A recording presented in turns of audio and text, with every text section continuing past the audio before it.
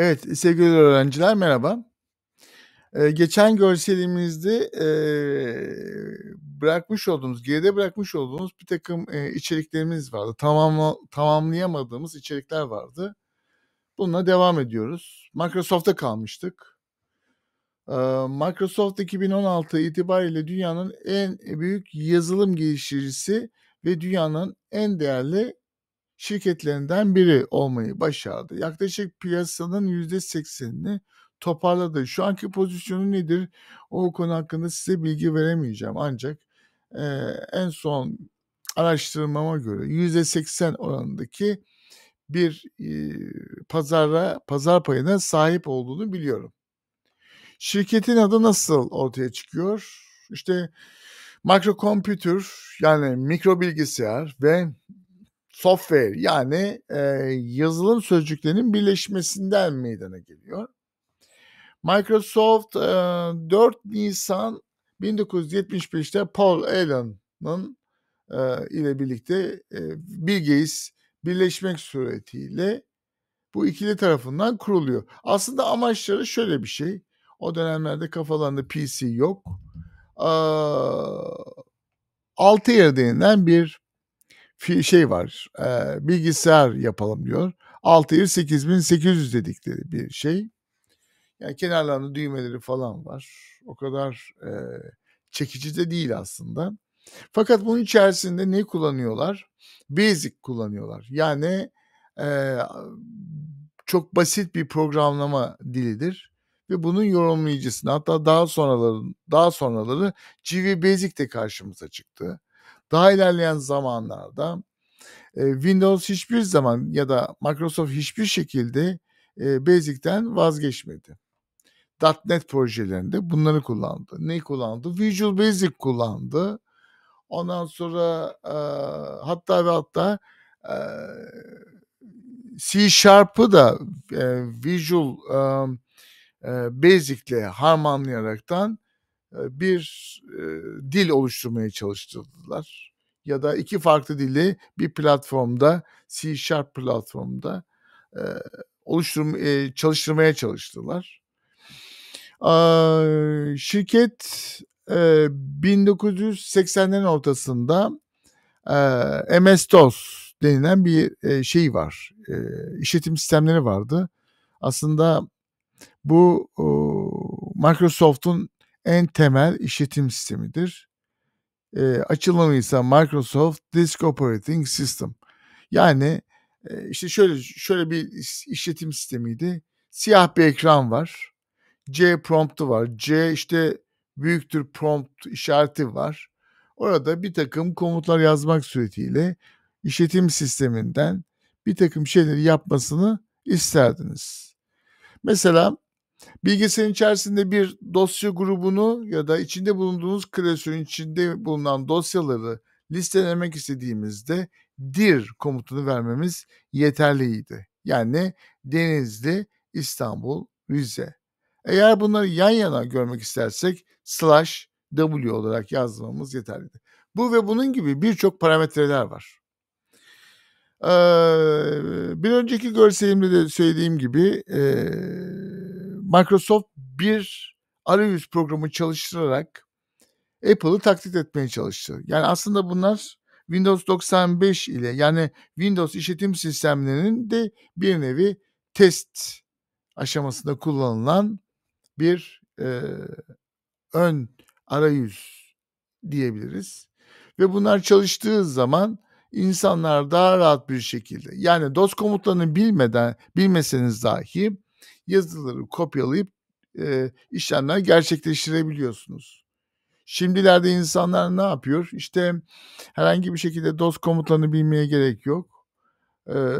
Efendim bir dosyanın üzerine gelip üzerine bir kez tıklayıp delete tuşuna basmanız ya da mouse'la tarayıp sağ tuşa basıp da oradaki işte çöp kutusuna gönder tuşuna basmanız yeterli.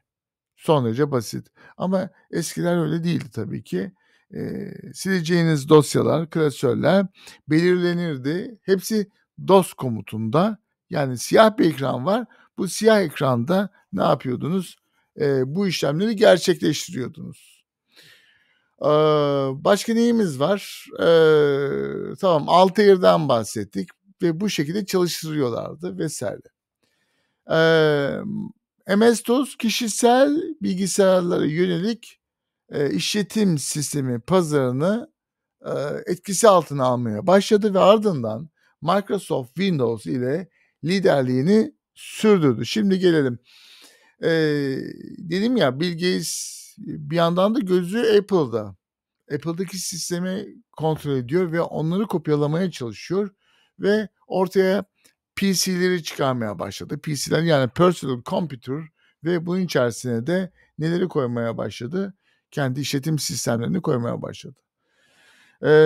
Bununla birlikte Bill Gates boş durmadı. Birçok alternatif firmalarla temasa geçip oluşturulan, ortaya konulan ve farklı mimari ve yazılım mimarilerini kullanan firmalarla da anlaştı ve bunların yazılımlarını da kendileri üretmeye başladılar. Aslında bunların yazılımı derken söz konusu yazılım nedir? MS-DOS'tur.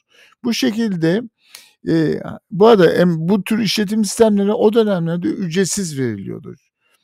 Şimdilerde biliyorsunuz yüzlerce dolar veriyorsunuz ki işletim sistemi alabilirsiniz Microsoft'tan, ama Microsoft önce tohumları attı, yeşermesini sağladı. Arkasından şimdi de ürünü topluyor, fazlasıyla topluyor.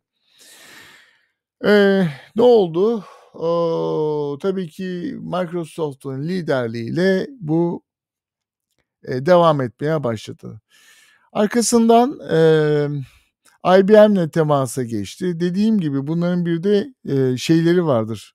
Davaları, hukuk süreçleri var. Kimle kimler arasında?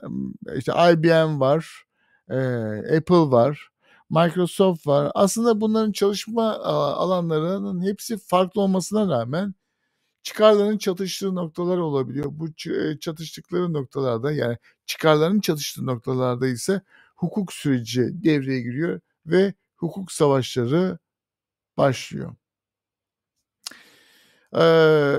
Şimdi ne diyoruz başka? Bu arada şurada bir şey daha var. Microsoft bütün kazanımlarını daha da verimli hale getirebilmesi için hareket alanını genişletmek için elinden gelen bütün çabayı gösteriyor. Aslında bütün şirketlerin yaptığı da bu. Bill Gates bağımlı yazılım üretiminde sakıncalarını IBM ile yaptığı yakın çalışmalar sırasında tecrübe ediyor. Şimdi ne demek istedim? Yani ben ne dedim? IBM şöyle yapıyordu. IBM diyelim ki IBM'den bir bilgisayar aldınız ve bu bilgisayarla ilgili bir arıza yaşadınız. IBM için yazılım önemli değildi o dönemlerde. Neydi? İşte efendim, bir tane donanım bozuldu mu? Hard disk mi arızalandı? IBM diyordu ki hop dur bakalım. Bizden ancak hard disk alabilirsiniz. Başka yerden alamazsınız. Nitekim öyle bir mimari uygulamışlar ki siz hiçbir şekilde daha ucuza ve belki de daha kaliteli bir ürünü başka bir yerden alamıyorsunuz. Parça bağımlı. Bill Gates burada IBM'de staj yaptığını söylemiştim daha evvelden. Ve bu arada da işte bu DOS'un ki o dönemlerde MS-DOS, IBM DOS olarak geçiyordu. Yani IBM Disk Operating System olarak geçiyordu. Orada stajyer olarak çalışan Bill Gates, IBM DOS'un üreten ya da geliştiren takımın içerisinde. Fakat Bill Gates IBM'le çalışırken şunu gördü. İnsanlara eğer zorunlu olarak kendinize bağlamaya kalktığınız takdirde bir takım sıkıntılarla karşılaşıyorsunuz ve hatta sektördeki koltuğunuzu kaybedebiliyorsunuz. Bunun üzerine Bill Gates donanım bağımlı yazılım üretiminin sakıncalarını anladı ve böylelikle ben öyle bir yazılım üreteyim, öyle bir işletim sistemi ortaya koyayım ki bunu dünyadaki bütün donanımlar platform bağımsız kullanabilsin. Nitekim, Apple da aynı hatayı yapıyor. Ne yapıyor? İşte, diyelim ki orada kullanacağınız, Apple'da kullandığınız birtakım şeyleriniz var, cihazlarınız var ama bunların içerisinde kullanmış olduğunuz yazılımları, eee, şeyde kullanamıyorsunuz, Windows'ta kullanamıyorsunuz. Çoğunlukla kullanamıyorsunuz. Eee, ve bu da sıkıntı yaratıyor aslında. Çünkü Apple'da çalışma yapan bir insan, Windows'ta da aynı programla yazılarına ya da çalışmalarına devam etmek isteyebilir ve bu da, işte, Apple'ın, yanlışlıklarından biri. Microsoft ile Bill Gates her zaman yan yana anılmıştır. Bill Gates aynı bu şey gibi, Apple'daki Steve Jobs gibi, 1975 yılında doğmuş olan Bill Gates Harvard'da giriyor. Orada okumaya başlıyor ama bakıyor ki Harvard buna yeterli gelmiyor. Bunun üzerine ise diyor ki ben burada ben burada okuyamam. Bunlar benim çizgimin altında. Bu yüzden okuldan ayrılıyor ve arkasından da, işte Elon ile, Bill Gates, Microsoft Corporation'ı kuruyor. Microsoft'un hikâyesi de bu. Şimdi gelelim, bilgisayarın tarihçesine. Daha doğrusu yanlış oldu.